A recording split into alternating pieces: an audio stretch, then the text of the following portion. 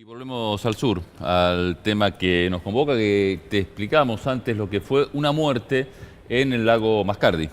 Exactamente, y para ayudarnos a pensar, agradecemos tu presencia, Manuela Castañeira. Ella es socióloga, feminista, además candidata a diputada, ¿no? por su frente. Efectivamente, muchas gracias por la invitación para tratar esta temática. Ha tenido conmocionado a importantes sectores de la sociedad. Ayer estuvimos en la Plaza de Mayo con el encuentro Memoria, Verdad y Justicia, y les cuento que en la ciudad de Bariloche más de 20 cuadras de movilización pidiendo justicia por Rafael Nahuel. Lo que nosotros vemos es que esto es una clara continuidad del caso de Santiago Maldonado. Acá hay un problema social, hay un reclamo territorial que viene de siglos, podría decirse, y se ha venido intensificando en el último periodo, y en lugar de tener una política de contención... Lo que vos decís que es un reclamo mapuche ancestral de hace muchísimos años. Lo que ocurre últimamente es que señalan la aparición de un grupo llamado RAM, que es esta resistencia ancestral mapuche, que lo que usan son métodos violentos y que incluso utilizan armas de fuego. Esta es lo que dicen las fuerzas de seguridad, justamente. Es lo que dice la fuerza de seguridad y lo que dice el gobierno de Macri a través de sus principales funcionarios también. Hay una guerra de tu palabra contra la mía. Y la verdad que lo que pareciera ser es que el gobierno está generando la idea de un enemigo interno que estaría armado, que sería un terrorista, que tendría cierta preparación militar para poder justificar que vos te metas en un predio con balas de plomo y con, digamos, armamento militar. Sería una guerra, además de lo más extraña, porque siempre resultan abatidos los del otro bando, sí, como lo que ha sucedido con Santiago Maldonado o como en el caso de Rafael Nahuel, que todos los testigos de la zona y lo que se está diciendo es que ha resultado fusilado por la espalda. Estamos hablando de un pibe de 22 años, de un barrio súper carenciado, que había generado un oficio no solo de carpintero, sino de herrero, que estaba con sus familiares tratando de defender un territorio. Además, esta cuestión de la defensa del territorio es un tema que se está discutiendo en el Congreso, donde se le había pedido al gobierno que frene los desalojos. Hay una ley votada con una extensión en el tiempo para que se frenen los desalojos. Eso te iba a preguntar, 2 años, ¿no? Es la extensión en el tiempo de la ley para que no se desalojen estas tierras en las que hoy viven los mapuches y que incluso también la usan para su trabajo, la usan para tener sus animales. O sea, ¿por qué entonces se sigue cortando rutas? ¿Por qué entonces se sigue este modo de represión si hay una ley que hoy los está respaldando nuevamente, que se ha votado? Porque no hay un respeto por esta ley y no hay un respeto por la problemática. Ha habido un desalojo con una violencia inusitada en esta semana. Hubo niños detenidos, todos vimos las fotos que circularon en el sur. Hay una violencia enorme y se está construyendo una campaña de odio, la campaña del enemigo interno, con esta teoría renovada de los 2 demonios, donde habría una justificación de la violencia porque el otro bando estaría armado y demás. Todas esas cuestiones además han sido desmentidas por los testigos. No tienen una sola pericia que avale lo que el gobierno dice, que los mapuches estaban armados con armas de fuego y le tiraron tiros a los prefectos. Realmente eso no ha podido ser comprobado, de la misma manera que no ha podido ser comprobado que Santiago Maldonado murió porque estaba haciendo turismo, que es más o menos lo que está instalando el gobierno. Alguien en el marco de un operativo represivo descomunal, alguien resulta ahogado. ¿Qué quiere decir eso? ¿Qué pasó? Todavía nosotros acompañamos el pedido de la familia que dice que no se ha esclarecido, a pesar del peritaje, cómo murió Santiago, de qué manera o cuándo murió. Es la misma campaña que la que vemos ahora con Rafael Nahuel, ya yendo a un fusilamiento directo. Además, los 2 testigos principales sobre lo que había sucedido en el momento, que fueron los que lo acercaron a la ruta, estuvieron detenidos incomunicados. La abogada se había acercado al juez en un primer momento y le había negado que había habido detenidos. Luego sí aparecieron, ahora se pudo finalmente estar en contacto. Estamos informándonos a través del encuentro Memoria, Verdad y Justicia y los vínculos con APDH, que nos comunica que, bueno, que están en buen estado y se han podido comunicar con ellos. Pero además hay 2 heridos.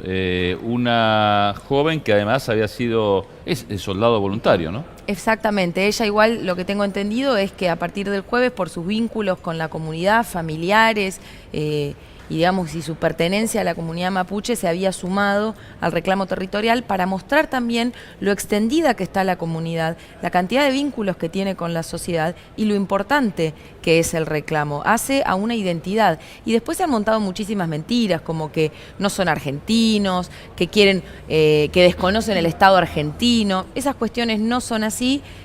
Nuestras propias leyes contemplan la existencia y el respeto por los pueblos originarios, incluida su pertenencia territorial en determinadas zonas vinculadas con su ideología, sus creencias y demás, y esto es lo que el Estado argentino en este momento Claro, está respetando. porque en un momento se dice como que lo que quieren hacer con la nación mapuche es generar otro país dentro de la Argentina fuera de las leyes de la Argentina. Esta idea de que no serían argentinos y que quieren constituir otro Estado para generar un odio, y es parte de la idea del enemigo interno, que es ajeno a tu sociedad y de que realmente quiere constituir algo que no respeta las leyes argentinas. Y eso, la verdad que no ha sido así. Es un pueblo de lo más pacífico. El hecho de tirar piedras para defenderte de las balas de plomo no te hace ni formado en el arte militar o en la técnica militar, ni mucho menos un terrorista. Hay una línea ahora discursiva, en este caso le instaló el gobernador de Río Negro, Beretinec, que dice que el RAM tiene una lucha más allá de lo que es lo territorial, ¿no? Y lo instalan como un grupo violento. ¿Qué se sabe del RAM, digo, en esta pelea justamente? Me parece que esto lo explican muchísimo mejor los miembros de la comunidad y creo que hay que escuchar también su palabra. Realmente hay muchísimo construido en torno a eso y parte del discurso oficial ha sido decir que este RAM es un sector radicalizado, que está a favor de la violencia. Bueno, la verdad que nada de eso es así, hay distintas opiniones y sectores y agrupamientos, hay sectores, digamos, de los mapuches que hasta desconocen su existencia y demás. Nosotros somos respetuosos igual de todas las ideas que pueda haber entre ellos, pero ninguna de las sectores que intervienen en la comunidad mapuche en este momento y que han estado tanto en la pelea de Esquel, donde resulta asesinado Santiago Maldonado, como en el caso del fusilamiento de Rafael Nahuel, ha utilizado métodos, como dice el Estado a través de su gobierno, violentos o armas de fuego o muchísimo menos. Me parece que hay como una campaña de muchísimo prejuicio montado sobre lo que es la comunidad mapuche, porque realmente también se cuestiona, pero es una comunidad que pelea por sus derechos y no tiene nada de malo eso. Hay que aprender a respetar que es una comunidad que pelea. Ahora, con respecto al asesinato de Rafael Nahuel, si no entendí mal, tuviste contacto con los abogados. ¿Qué hay en el expediente que acredite realmente quiénes estaban armados y quiénes no? Eso está en proceso de investigación. Lo que nos informan, además estamos con una preocupación que por ahora el mismo juez que pidió que dio orden a la represión es el juez que está investigando los sucesos del asesinato de Rafael Nahuel. Así que realmente sí, eso... era lo mismo que pasaba con Otranto, no hay otro juez federal y investiga el mismo. En este caso no, podría haberlo, pero es la verdad que es muy preocupante porque se está haciendo el mismo modus operandi, que es el sumario interno de los prefectos y demás, y mantenemos una alerta sobre que no se haga una investigación seria. Hasta este momento, mucha de la información son trascendidos. Recién entre anoche, ayer y hoy, pudieron acceder, a partir de un acuerdo, se elaboró una mesa de diálogo entre el obispo de Bariloche, concejales, miembros de la comunidad, un médico, para poder entrar al monte y empezar a cuidar a los heridos en primer lugar, porque naturalmente había muchísimo miedo, porque una de las cuestiones que están diciendo los testigos es que subproducto de la represión se han replegado en el monte y cuando bajaron se estableció esta cacería. No era una cuestión, o sea, los estaban esperando y con armas de plomo. Entonces había naturalmente muchísimo miedo para poder bajar, dar, atestiguar y demás, así que en realidad en este momento se está discutiendo muchísimas de esas cuestiones de forma para ¿Pero cuidar. que entonces en el monte todavía puede haber personas heridas? Sí. No, las personas heridas están atendidas, pero todavía hay personas en el monte que la verdad que en este momento tienen mucho miedo. Estamos viendo, mientras tú estás hablando, Manuela, a la izquierda de la pantalla, lo que es la cantidad de efectivos de fuerzas de seguridad que estaban en la ruta. Esto es de ayer, una imagen que se consiguió desde ayer. Mirá vos, policía, gendarmería, prefectura, la cantidad que hay, y esto ocurrió ayer, ya no estamos hablando del día jueves. Sí, muchos integrantes de organismos de derechos humanos denunciaban que naturalmente empezaron a tratar de acercarse hacia la zona de Bariloche para colaborar, para ir o a los hospitales o formar parte de la mesa de diálogo, y no los dejaban justamente por este operativo que estamos todos viendo. Yo había visto el video ayer, les cuento, duran varios minutos, entonces ves durante todos los minutos la cantidad de camiones de gendarmería que hay. Se denuncia que la zona está realmente militarizada. Ha habido muchísimas amenazas, incluso en los hospitales donde estaban yendo a averiguar por los heridos, porque no se confirmó lo del fallecimiento de Rafael Nahuel hasta muy entradas las horas de la noche del sábado. A los familiares estaban en la puerta del hospital y no les terminaban de confirmar. Claro. Porque hasta ahora no tenemos ninguna garantía de y qué hay en la causa y de qué manera se está investigando y a quién se está investigando, y alertamos sobre esta situación porque en el caso de Santiago Maldonado, después de 3 meses, desde el 1 de agosto, no hay un solo imputado en la causa. ¿Qué se sabe acerca del tema de Santiago Maldonado? Y si también Rafael Nahuel es un segundo Santiago Maldonado. Yo creo que es evidente que la muerte de Santiago no es una muerte natural, que no se ahogó simplemente en un río porque estaba ahí paseando, que hay una muerte en el marco de un operativo represivo. Entonces eso indica que hay una responsabilidad estatal en ese fallecimiento. Más y en este caso es lo mismo. Estén todos de acuerdo. Lo que pasa que lo que no establece, junto con los familiares, por eso acordamos en esto, en que por más que el peritaje diga, además hay que leerlo, porque habla de hipotermia y posterior a la hipotermia la sumersión, y eso no explica o no puede terminar de decir de qué manera murió Santiago. Eso es lo que todavía está abierto en la causa, porque hay que constituir los hechos cronológicos, cómo llega ese río, qué pasó, quién estaba ahí, en qué momento, y muchísima información más que es parte de una investigación. Y acá hay una campaña del gobierno muy fuerte que dice como que Santiago hubiese muerto, no sé, bueno, cosas que no quiero repetir en la televisión, pero que son muy desagradables y que se están diciendo en relación a Santiago Maldonado y demás. Bueno, te traigo un poquito ahora el tema de Nahuel, ¿no? Que es hoy lo que más nos preocupa. ¿Qué se sabe de Nahuel, no? Porque en algún momento surgió de que pertenecía a la RAM, que era violento. Después se conoció que tenía 22 años, que trabajaba en una organización estudiando carpintería. ¿Qué se sabe de este chico? La verdad que está muy buena la pregunta y suma un montón también para desandar muchas mentiras que se dicen cuando se construye a un sujeto violento y se intenta justificar un fusilamiento.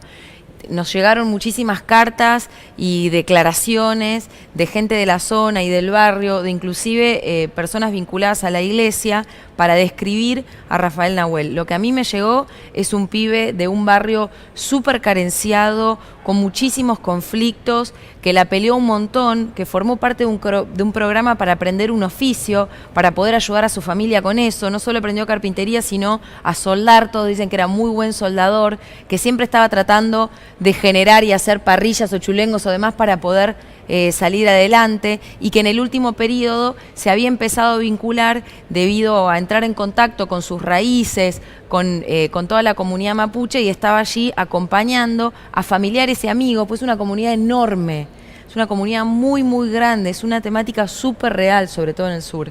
Y él se había acercado a defender el territorio. Todos hablan de un pibe bueno, de un pibe tímido, un pibe tranquilo, de una muy muy buena persona. ¿Por qué estaba él ahí? Porque eso, tenía familiares. Exacto.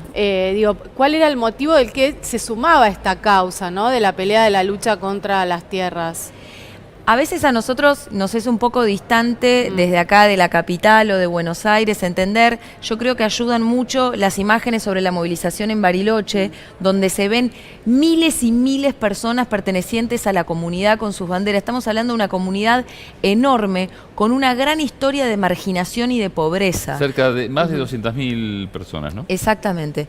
Y en el caso, justo lo del caso de Rafael también, hablamos, Bariloche es una ciudad con un enorme contraste. Vos podés ir al centro cívico y ver una cara de la ciudad, pero podés ir al Alto y ver el barrio y ver la pobreza a la que son arrojados cientos y miles de pibes. Y Rafael también era parte de esa combinación, de esa pertenencia y esa lucha ancestral por un territorio, por una identidad, porque te respeten quién sos vos y cómo querés vivir, y también por la lucha contra la pobreza. Entonces ayer decían, otro pibe más asesinado, pibe, pobre, del barrio y mapuche. Otro pibe más. un montón de esos pibes arrojados a ese destino. Entonces es una combinación que nos sirve como sociedad también para reflexionar y por qué la política represiva no le va a dar una salida a este problema social enorme que hay con pibes que no pueden tener un futuro, no pueden tener un trabajo, no pueden acceder al estudio, están marginados y encima les cuestionan su identidad y les montan una campaña de que serían los peores de los terroristas y los peores de los males del mundo.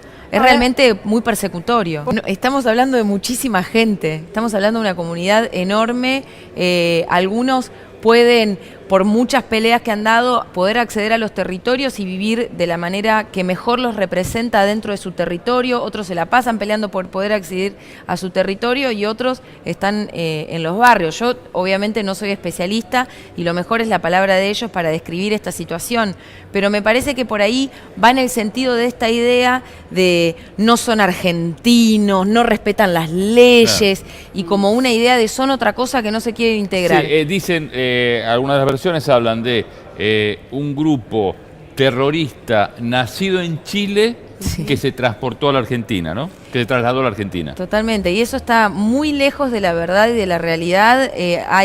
El pueblo mapuche, por supuesto, está conectado a través de la cordillera. En ese punto de vista hay obviamente una arbitrariedad en la distinción. Digamos, hay una unidad cultural muy grande, como en muchas otras zonas de nuestro país. Bueno, pero la pregunta es ¿por qué ahora, no? Porque si bien, mira, estábamos viendo hace un rato en la producción un video del expresidente Piñera de Chile, cuando se enfrentaba a los mapuches después de comprar 180.000 hectáreas, que el Estado las compró para dárselas y otorgárselas, y parecía como que nuestro sur lo que hace es heredar esto. Entonces, la pregunta es ¿por qué ahora? ¿Por qué años antes no se escuchaba acerca de esta pelea mapuche? Creo que porque ha aumentado la política represiva y empieza a haber asesinatos y empieza a haber mucha conmoción y mucha polarización en la temática. La lucha viene de hace muchísimo, es un tema muy candente en el sur, creo que ahora se ha nacionalizado porque también el macrismo ha girado en su política en concordancia con el gobierno chileno, porque el gobierno chileno también tiene una política ultra represiva hacia el pueblo mapuche. Y esto ha generado, bueno, que se nacionalice, que se discute más, y también creo yo, esta campaña de creación del enemigo interno, lo digo muchísimas veces porque me resulta peligroso, resuena, no digo que sea lo mismo, pero resuena muchísimo y tiene elemento de contacto con la dictadura, y que es cómo vos construís a este enemigo y toda esta campaña de prejuicios y básicamente de racismo para poder justificar la represión. Así que vamos a seguir insistiendo en justicia por Rafael y acompañar al pueblo mapuche en su lucha, así como también a los familiares de Santiago Maldonado. Manuela, muchas gracias. Muchas gracias a ustedes, muy amable. Gracias.